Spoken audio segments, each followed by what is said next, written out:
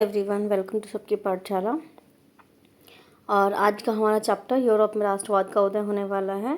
और मैं पूरी कोशिश करूँगी कि पूरा चैप्टर जो है वो एक ही वीडियो में हो जाए, लेकिन एक डाउट है जो मुझे कि वीडियो बहुत लेंदी हो जाएगा, ठीक है। बट अगर हो भी जाता है तो कोई बात नहीं, आप उसको पार्ट बाय पार्ट देख करके अपने अकॉर्डिंग आप उसको देख लेना।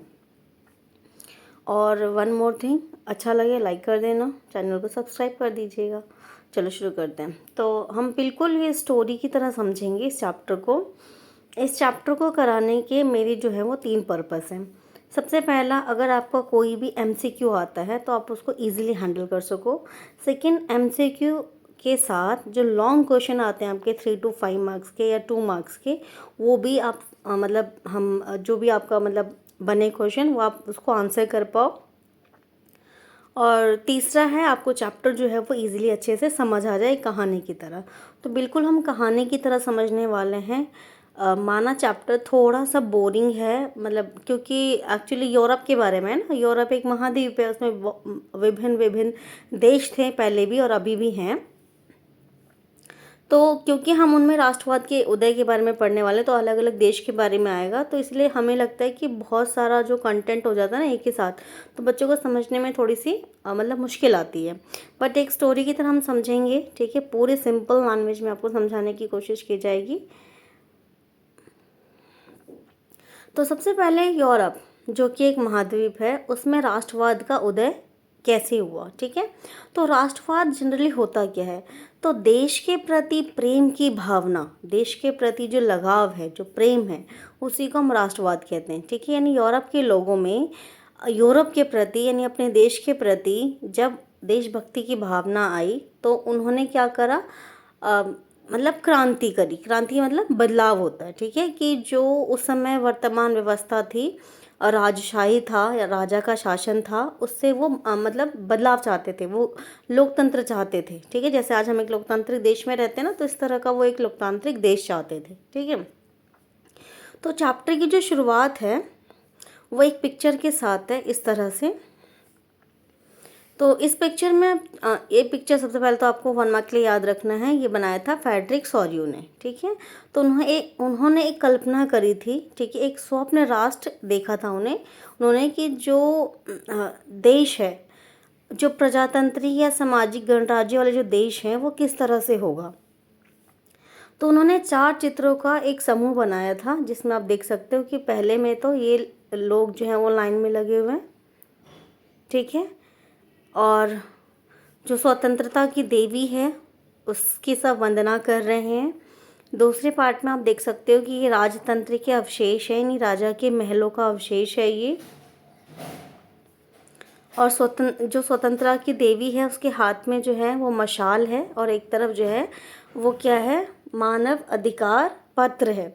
और ऊपर से ईसा मसीह और जो फरिश्ते हैं वो देख रहे हैं और खुश हो रहे हैं कि मतलब खुशी मना रहे कि अब लोकतंत्र जो है वो गणतंत्र आ रहा है, ठीक है। तो पहला यूनिट है हमारा फ्रांसीसी क्रांति और राष्ट्रवाद का विचार।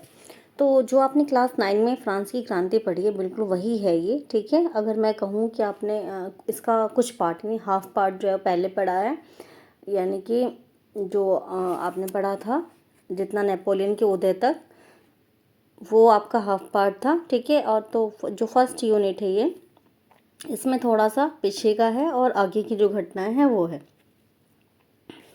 तो जैसे कि हमें पता था, हमने 9th में पढ़ा हुआ है कि फ्रांस में लुई 16 जो कि बुर्बो राजवंश का था, उसका शासन था, ठीक है। और वो एक निरंकुश शासक था। तो रोज लोग जो थे उसके शासन से परेशान थे, महंगाई बढ़ी हुई थी, और भी बहुत सारे आपने 9th में पढ़ा हुआ है, ठीक है। तो उसके बाद जो है लोगों ने क्या करा, वहाँ पर क्रांति करी और फ्रांस में बदलाव आया, ठीक है। तो उसके उसी से अब राष्ट्रवाद की जो पहली अभिव्यक्ति है वो 1789 में फ्रांसीसी क्रांति के साथ हुई, जैसे कि हमने फ्रांसीसी क्रांति में पहले पढ़ा हुआ है, ठीक है। तो जो फ्रांस था पहले 1789 में से पहले जो है वो एक किस तरह का भूभाग था, निरंकुश राजा का आधिपत्य था वहाँ पर, यानी कि निरंकुश राजा, यानी जिसकी जो मतलब जिसकी पावर पे कोई अंकुश नहीं हो, जिसको कोई रोक नहीं सकता, मतलब प्रजा के बारे में नहीं सोचता था वो, अपने डिसीजंस खुद लेता था बिना किसी रोक टोक के। और फ्रांसीसी क्रांति से जो राजनीतिक और संवैधानिक बदलाव हुआ, उसने प्रभुसत्ता राजतंत्र से निकलकर फ्रांसीसी नागरिकों के समूह में हस्तांतरित हो गई। यानी कि अब सत्ता जो है वो राजा के हाथों से हट करके किसके हाथों में आ गई है, लोगों के हाथ में आ गई। यानी लोग जो है वो क्या चाहते हैं, गणतंत्र चाहते हैं, यानी कि अब राजतंत्र वो नहीं चाहते हैं। अब इसके बाद क्या हुआ, जो फ्रांसीसी क्रांति से लोगों के अंदर जो है वो कुछ क्या वो बदलाव आया, ठीक है। यानी कि जो पहले जो राष्ट्रवाद मतलब पहले राष्ट्रवाद उनके लिए क्या था, राजा के प्रति वफादारी, ठीक है। यानी जो फ्रांस की क्रांति से पहले राष्ट्रवाद था, लोगों का ये मानना था कि राजा जो है वो मतलब उसको ईश्वर ने भेजा है राज करने के लिए, ठीक है। तो अगर हम उसके प्रति वफादार नहीं होंगे तो ये जो है वो गलत होगा, यानी कि बेईमानी होगी। तो इसलिए हमें अगर राष्ट्रवाद मानना है तो हमें राजा के प्रति जो है वो क्या करना होगा, वफादारी रखनी होगी, ठीक है। लेकिन जब जैसे जैसे लोगों को समझ आया कि ये गलत है, ठीक है, राजा जो है वो क्या करता है कि राजा को किसी भगवान ने नहीं भेजा राज करने के लिए, ठीक है। तो अब और राजतंत्र से बेहतर जो व्यवस्था है वो ऑलरेडी है, गणतंत्र लोकतंत्र को अपना करके जो है वो उससे बेहतर व्यवस्था को मतलब लागू किया जा सकता है। तब लोगों ने क्या करा, बदलाव की मांग करी, ठीक है। तो अब यहाँ पर एक क्वेश्चन जो आपका पेपर में आता है कि फ्रांसीसी क्रांति के बाद लोगों के अंदर राष्ट्रवाद की किस प्रकार की पहचान उभरी। तो ये आपका पूरा 5 नंबर का क्वेश्चन है, तो आप इसको पहले समझ लो, फिर इसमें आप पॉइंट्स बना लेना ताकि आप एग्जाम में लिख सको। तो फ्रांसीसी क्रांतिकारियों ने ऐसे अनेक कदम उठाए जिनसे फ्रांसीसी लोगों में एक सामूहिक पहचान की भावना पैदा हो सकी। यानी कि लोगों को ये समझ आए कि हमारी क्या है, कॉमन आइडेंटिटी है। जैसे अगर हम अपना देखें तो हम लोग क्या कहते हैं, हम लोग भारतीय हैं, तो ये हमारी पहचान है, ठीक है। तो यानी कि लोगों के अंदर एक सामूहिक पहचान पैदा हो और पितृभूमि और नागरिक जैसे विचार जो है वो उभर कर आए, ठीक है। यानी कि पितृभूमि है हमारी और हम इस देश में रहते हैं तो नागरिक हैं, ये सारे विचार जो है वो सामने आए। इसके अलावा एक संविधान के अंतर्गत समान अधिकार की मांग आई कि मतलब जो शासन है वो संविधान के अनुरूप होना चाहिए, संविधान के अनुसार होना चाहिए, और जितने जो नागरिक हैं सबको जो अधिकार है वो क्या मिलना चाहिए, समान अधिकार मिलना चाहिए। अतः एक नए फ्रांसीसी झंडा तिरंगा झंडा जो है वो चुना गया, जिसे पहले के राजध्वज की जगह ले ली, ठीक है। यानी कि जैसे हमारा भी तिरंगा झंडा ना, उसी तरीके से फ्रांस में भी लोगों ने अपना झंडा तैयार करा और जो राजध्वज था पहले, जो राजा का ध्वज था, उसकी जगह पर उन्होंने फ्रांसीसी झंडे को उपयोग करा, मतलब उसको अपनाया कि अब हमें कोई राजतंत्र नहीं चाहिए, राजध्वज नहीं चाहिए, कोई राजा नहीं चाहिए, अब हम एक स्वतंत्र राष्ट्र चाहते हैं, ठीक है, जहाँ संविधान होगा, लोग अपने प्रतिनिधि को खुद चुनेंगे, राष्ट्र की एक पहचान होगी, इस तरह की चीज़ें जो हैं वो होगी। स्टेट जनरल का चुनाव सक्रिय नागरिक द्वारा किया जाने लगा। यानी जो स्टेट जनरल है, जो मतलब लोगों की मीटिंग बना करके जो कानून बनाया जाता था, तो उसका चुनाव कौन करेगा, सक्रिय नागरिक, ठीक है। ये आपने पहले पढ़ा, सक्रिय नागरिक किसे कहा जाता था। तो 25 वर्ष और उससे ऊपर के जो लोग हैं जिन्हें वोट देने का अधिकार प्राप्त था, उन्हें सक्रिय नागरिक कहा गया। यानी कि जो सरकार को टैक्स भरते थे तो सरकार ने उन्हें क्या दिया, वोटिंग अधिकार दिया, वोट का अधिकार दिया, उन्हीं को फ्रांस में सक्रिय नागरिक कहा जाता था। अब जो स्टेट जनरल था उसका नाम बदल के नेशनल असेंबली जो है वो कर दिया गया। नई स्तुतियाँ रची गई, शपथें ली गई, शहीदों का गुणगान किया गया और यह सब राष्ट्र के नाम पर हुआ। एक केंद्रीय शासन व्यवस्था लागू की गई जिसे अपने भूभाग में रहने वाले सभी नागरिकों के लिए समान अधिकार बनाए, ठीक है। यानी एक केंद्रीय व्यवस्था होगी जो क्या करेगी, एक देश में रहने वाले सभी लोगों के लिए एक जैसा कानून बनाएगी। इसके अलावा आंतरिक आयात निर्यात शुल्क जो है वो समाप्त कर दिया गया। यानी एक ही, जैसे फ्रांस में ही अलग अलग जगह थे तो उसमें जो चीज़ें मतलब जो व्यापारी होते हैं वो निर्यात आयात करते हैं ना, मतलब खरीदते और बेचते हैं, तो अलग अलग शुल्क उनको देना पड़ता था, ठीक है। अब उस तरह के जो शुल्क थे वो समाप्त कर दिए गए। और एक समान व्यवस्था जो है वो लागू की गई। क्षेत्रीय बोलियों को हतोत्साहित करके जो फ्रेंच था उसको वहाँ की एक साझा भाषा यानी राष्ट्रभाषा बना दिया गया। ठीक है, तो आई होप आपको यहाँ तक समझ आ गया होगा। मतलब पहले का यही है कि जो फ्रांसीसी क्रांति है उसके बाद क्या क्या हुआ। ठीक है,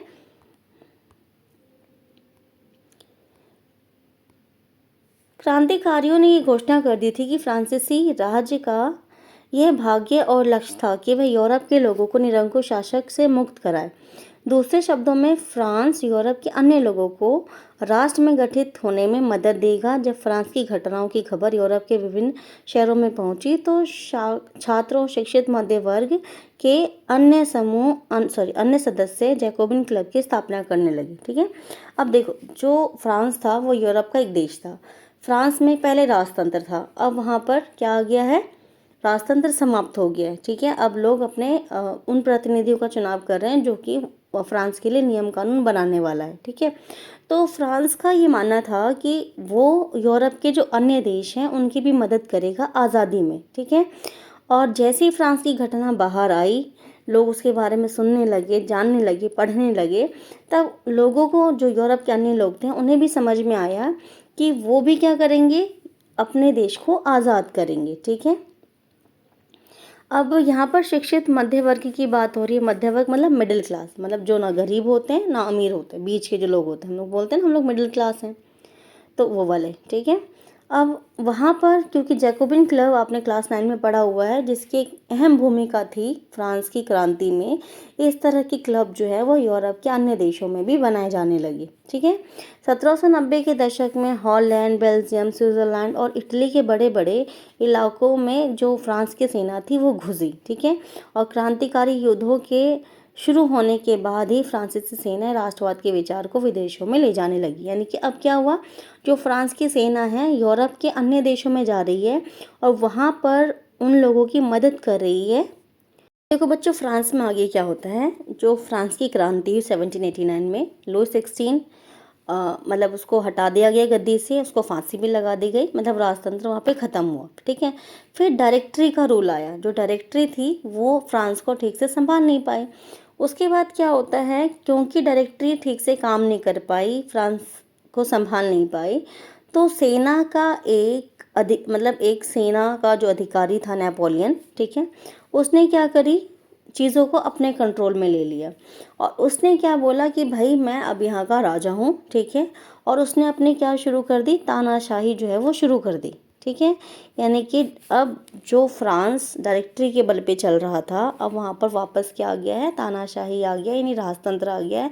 अब नेपोलियन ने क्या किया है, अपनी शक्तियों का उपयोग करके फ्रांस पर अपना नियंत्रण कर लिया है। ठीक है, अब नेपोलियन जो था उसने फ्रांस के विकास के लिए बहुत सारे काम करे। ठीक है, लेकिन कुछ कमियां भी थी। खैर, तो अब नेपोलियन ने क्या करा ये देखते हैं हम ज़रा। नेपोलियन के नियंत्रण में जो विशाल क्षेत्र आया, वह उसे ऐसे अनेक सुधारों की शुरुआत की जिन्हें फ्रांस में पहले ही आरंभ किया जा चुका था। ठीक है, यानी कि जब फ्रांस की सेना यूरोप के अन्य देशों में जा रही थी तो वहाँ पर फ्रांस में जो सुधार हुआ था वो सुधार वो उन देशों में भी करने लगी। ठीक है, फ्रांस में राजतंत्र वापस ला करके नेपोलियन ने निसंदेह वहाँ प्रजातंत्र को, अगर प्रशासनिक क्षेत्र में उसने क्रांतिकारी सिद्धांतों का समावेश किया ताकि पूरी व्यवस्था अधिक तर्कसंगत और कुशल बन सके। और 1804 में नेपोलियन ने क्या करा, एक रूल मतलब जारी करा जिसे क्या बोला गया, नेपोलियन संहिता। क्या बोला गया, नेपोलियन संहिता बोला गया। ठीक है, संहिता कहा गया। अब उसने क्या क्या करा उस कानून के द्वारा, अब हम वो जानते हैं। उसने पहली व्यवस्था ये करी कि जन्म के आधार पे विशेष अधिकार थे, जैसे आपने पढ़ा था कुलीन वर्ग और पादरी वर्ग को विशेष अधिकार प्राप्त था, वो आम लोगों से कर इकट्ठा करते थे, तो ये विशेष अधिकार समाप्त कर दिया गया, सबको एक बराबर बनाया गया। उसने कानून के समक्ष बराबरी और संपत्ति के अधिकार को सुरक्षित बनाया। ठीक है, यानी कि सब लोग क्या है, कानून की नज़र में बराबर है। इस संहिता को फ्रांसीसी नियंत्रण के अधीन क्षेत्रों में भी लागू किया गया, यानी कि जो क्षेत्र फ्रांस के नियंत्रण में था जिन क्षेत्रों पर फ्रांस ने कब्जा कर लिया था उन क्षेत्रों में भी इस कानून को लागू किया गया। डच गणतंत्र, स्विट्जरलैंड, इटली, जर्मनी में नेपोलियन ने प्रशासनिक विभाजनों को सरल बना दिया। कैसे? सामंती व्यवस्था को समाप्त करा, किसानों को भूदासत्व और जागीरदारी शुल्क से मुक्त किया। ठीक है, यानी कि नेपोलियन ने क्या करा कि जो किसान थे उनको आज़ाद बनाया कि उन्हें किसी तरह का भू राजस्व यानी कि भूमि कर देने की ज़रूरत नहीं है, जागीरदारी शुल्क देने की ज़रूरत नहीं, वो सभी चीज़ें उसने ख़त्म कर दी। शहरों में भी उसने बदलाव करे। जैसे क्या बदलाव किया? शहरों में कारीगरों की श्रेणी संघों के नियंत्रणों को हटाया गया, यानी कि जो ग्रुपिंग थी, श्रेणी संघ थे, उनको हटाया गया। यातायात संचार व्यवस्था को सुधारा गया, यानी कि जो ट्रांसपोर्ट था उसको सुधारा गया। ठीक है, और किसान, कारीगरों और मजदूर और नए उद्योगपतियों ने नई नई मिली आज़ादी चखी। ठीक है, अब देखो, अगर यातायात आसान होगा तो व्यापार ऑब्वियसली बात है आसान हो जाएगा। जब चीज़ें आसानी से एक जगह से दूसरी जगह जाएंगी तो उनकी बिक्री बढ़ेगी और जो व्यापारी हैं, जो उद्योगपति हैं, उन्हें मुनाफा होगा ज़्यादा से ज़्यादा।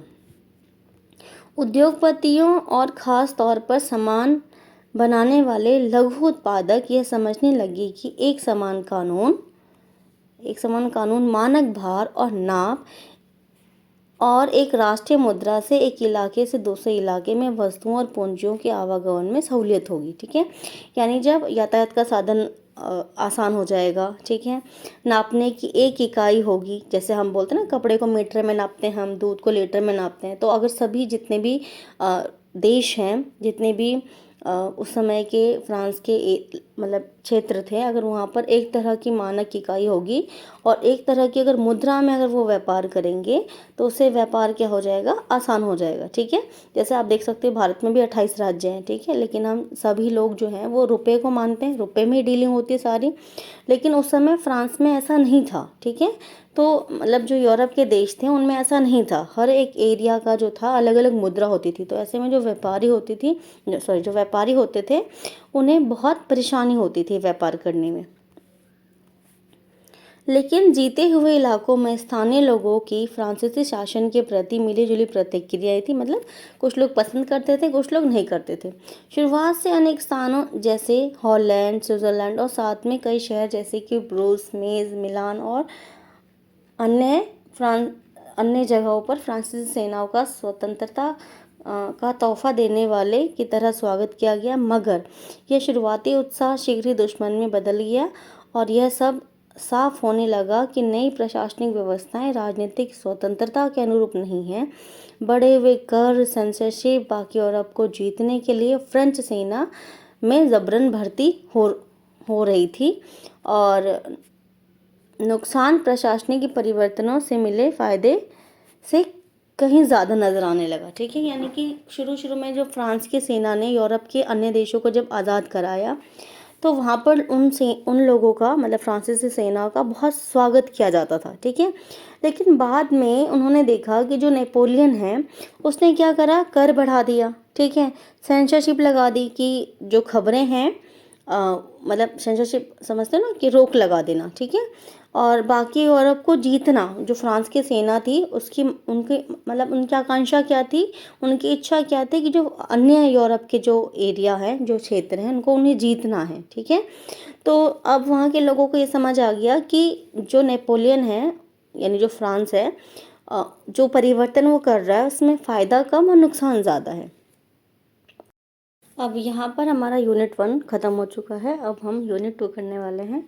तो यूनिट 2 में ये कुछ डेट्स दिए हैं, सबसे पहले आप इनको देख लेना एक बार। ठीक है, बुक में लिखे हुए हैं, आप पढ़ लेना इनको। ठीक है, बाकी जब हम अभी पढ़ रहे हैं डिटेल में तो ये सारी डेट्स वैसे भी उसके अंदर आएंगी। ठीक है,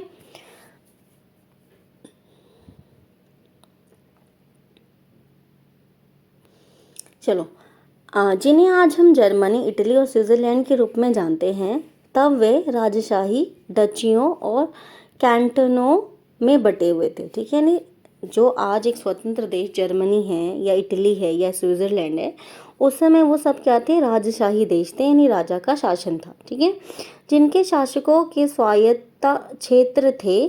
पूर्वी और मध्य यूरोप निरंकुश राजतंत्रों के अधीन थे और उन इलाकों में तरह तरह के लोग रहते थे। ठीक है, यानी कि जो यूरोप के देश थे निरंकुश राजतंत्र, मतलब राजा थे निरंकुश, और वहाँ पर रहने वाले जो लोग थे वो तरह तरह का उनका क्या था, सामूहिक पहचान थी, संस्कृति थी, ये सभी चीज़ें थी वो अलग अलग थी। ठीक है, अब यहाँ पर बच्चों एक बात मैं आपको कहना चाहती हूँ कि जो अभी आपने पढ़ा ना नेपोलियन, वो आप उसको वहीं छोड़ दो। जो फ्रांस की क्रांति है वो वहीं पर अभी कि नेपोलियन ने सुधार करा है, 1804 की घटनाएं हैं, लोगों को समझ आ रहा है, कुछ अच्छी हैं कुछ बुरी हैं। अब उसके बाद यूरोप के जो अन्य देश हैं उनमें क्या क्या घटनाएं मतलब हो रही हैं वो हम साथ में देखते हैं। ठीक है, और फिर जब हम अगला यूनिट पढ़ेंगे तो वो दोनों जो इवेंट्स है, जो दोनों घटनाएं हैं वो क्लब हो जाएंगी, मिल जाएंगी। ठीक है, तब हमें चैप्टर को समझने में आसानी होगी। तो फ्रांस में जो हो गया वो हो गया, नेपोलियन वहाँ पर है, शासन कर रहा है, बदलाव ला रहा है। जो फ्रांस की सेनाएं हैं वो अपने आसपास के क्षेत्रों पर आक्रमण करके उनको अपना गुलाम बना रही हैं, मतलब सॉरी, उनको आज़ादी दिला रही है। ठीक है, उनको आज़ादी दिलाने में मदद कर रही हैं। ठीक है, अब अगर हम अपना आगे पढ़े चैप्टर, पूर्वी और मध्य यूरोप जो है वो निरंकुश राजतंत्रों के अधीन था। यानी कि यूरोप का जो पूर्वी भाग था और जो मध्य भाग था वो निरंकुश राजतंत्रों का के अधीन था। और इन इलाकों में तरह तरह के जो है वो लोग रहते थे। वे अपने आप को एक सामूहिक पहचान या किसी समान संस्कृति का भागीदार नहीं मानते थे। ठीक है, यानी उनकी कोई सामूहिक पहचान नहीं थी। जैसे हम बोलते हैं वी आर इंडियन, तो ये हमारी क्या है, सामूहिक पहचान है। चाहे वो राजस्थान में रहने वाला व्यक्ति हो, चाहे तमिलनाडु में रहने वाला व्यक्ति हो, चाहे पश्चिम बंगाल में रहने वाला व्यक्ति, सबकी एक सामूहिक पहचान क्या है कि हम लोग भारतीय हैं। ठीक है, तो इस तरह की पहचान वहाँ पर लोगों में नहीं थी और किसी समान संस्कृति का वो को मतलब कि भागीदार नहीं मानते थे खुद को। अक्सर वे अलग अलग भाषाएं बोलते थे, विभिन्न जाति समूह से मतलब संबंधित थे। अब एक एग्जाम्पल दिया हुआ है कि ऑस्ट्रिया हंगरी पर शासन करने वाला हैब्सबर्ग साम्राज्य जो था कई अलग अलग क्षेत्रों और समूहों को जोड़ करके बनाया गया था, जिसमें एल्प्स के टिरोल, ऑस्ट्रेलिया और सुडेटेनलैंड जैसे इलाकों के साथ साथ बोहेमिया भी शामिल था, जहाँ के कुलीन वर्ग में जर्मन भाषा बोलने वाले ज़्यादा लोग थे। हासबर्ग साम्राज्य में लाम्बोर्डी और वेनेशिया जैसे इतालवी भाषा प्रांत जो था वो शामिल था। अब इसमें एग्जाम्पल दे रखा है कि जो एक छोटा सा एग्जाम्पल दिया उन्होंने ऑस्ट्रिया हंगरी, तो उसमें ही अलग अलग समूह के लोग हैं, अलग अलग भाषा बोलने वाले लोग हैं। ठीक है, अब हंगरी में आधे लोग जो है वो मैग्यार भाषा बोलते हैं, आधे लोग जो है वो फ्रांसीसी भाषा बोलते हैं, कुछ लोग जो है वो इतालवी भाषा बोलते हैं। इस तरह से अलग अलग भाषा बोलने वाले लोग हैं, जबकि बाकी लोग विभिन्न बोलियों का इस्तेमाल करते हैं। ठीक है, अब जो कुलीन थे वहाँ पे वो पोलिश भाषा बोलते थे। इन प्रभावों समूह के अलगाव, हैब्सबर्ग साम्राज्य की सीमा रेखा के भीतर भारी संख्या में खेती करने वाले लोग अ- अधीन अधीन अवस्था में रहते थे। जैसे कि मतलब अधीन मतलब कि वो राजा के अंडर है, अधीन मतलब गुलाम है वो। ठीक है, जैसे उत्तर में बोहेमियन और सो स्लोवाक कार्नियोला में स्लोवेंस, दक्षिण में क्रोएट और पूर्व की तरफ जो है वो ट्रांसिल्वेनिया में रहने वाले जो लोग थे वो राउन लोग थे। ऐसा फर्क राजनीतिक एकता को आसानी से बढ़ावा देने वाला नहीं था, क्योंकि अब वहाँ पर जो लोग हैं वो मतलब अलग अलग हिस्सों में बटे हुए हैं। ठीक है, अब जब लोगों के अंदर सामूहिक पहचान आएगी नहीं, एक दूसरे को वो एक ही नज़र से देखेंगे नहीं, तो उनके अंदर देशभक्ति की भावना कैसे आ सकती है। ठीक है, तो अब इसमें हमें सिर्फ इतना याद रखना है, इसमें एग्जाम पॉइंट ऑफ व्यू से कुछ भी इम्पोर्टेंट नहीं है। सिर्फ आपको मैं मतलब इसमें ये समझा गया कि जो यूरोप में जो लोग थे उनकी संस्कृतियाँ अलग थी, भाषा अलग थी। ठीक है, उनकी मान्यताएं अलग थी। सिर्फ कॉमन बात क्या थी कि वो राजतंत्र में रहते थे, राजा के शासन के अधीन थे, बस। ठीक है, अब अगला है हमारा कुलीन वर्ग और नया मध्य वर्ग। तो जो कुलीन वर्ग था, जैसा आपने पढ़ा है कि अमीर लोग और मतलब राजा के रिश्तेदारों को कुलीन वर्ग कहा जाता था। ठीक है, सामाजिक और राजनीतिक रूप से ज़मीन का मालिक कुलीन वर्ग होता था यूरोप में। ठीक है, और जो कुलीन वर्ग होता था वो शक्तिशाली होता था, क्योंकि ऑब्वियस सी बात है, अमीर है तो पावर तो होगा। ठीक है, और इस वर्ग के जो सदस्य थे वो एक साझा जीवन शैली में बंधे हुए थे, यानी ये जो लोग थे इनकी जो जीवन शैली थी, जो लाइफस्टाइल था वो कॉमन था, ठीक है। जो क्षेत्रीय विभाजनों के आर पार व्याप्त था, वे क्षेत्रीय इलाकों में जायदाद और शहरी हवेलियों के मालिक थे, यानी कि ग्रामीण क्षेत्र में उनकी जो जायदाद थी, ज़मीनें थी, हवेलियाँ थी, मतलब अमीर हैं तो ऑब्वियस बात है ज़मीनें भी होंगी, हवेलियाँ भी होगी। ज़मीनों पर वो लोग क्या करते थे, मज़दूरों से खेतियाँ करवाते थे, ठीक है। इसके अलावा उच्च वर्गों में वे फ्रेंच भाषा का उपयोग करते थे। उनके परिवार अक्सर वैवाहिक बंधनों से आपस में जुड़े हुए थे, ठीक है, नहीं रिश्तेदार लगते थे एक दूसरे के। कुलीन वर्ग संख्या के लिहाज से एक छोटा सा समूह था, मतलब कुलीन वर्गों की संख्या कम थी। संख्या के अधिकांश लोग कृषक थे, यानी कि खेती करते थे। पश्चिम में ज़्यादातर ज़मीन पर किराएदार छोटे काश्तकार पश्चिम में ज़्यादातर ज़मीन पर किराएदार छोटे काश्तकार जो थे वो खेती करते थे, जबकि पूर्व और मध्य यूरोप में भूमि विशाल जागीरों में बटी हुई थी, जिस पर भूदास खेती करते, मतलब भूदास कैसे, मतलब जो गरीब लोग थे उन्हें अपना वो दास के रूप में उनसे काम करवाते थे, मतलब नौकर के रूप में, ठीक है। अब यहाँ पर हम आगे बढ़ते हैं।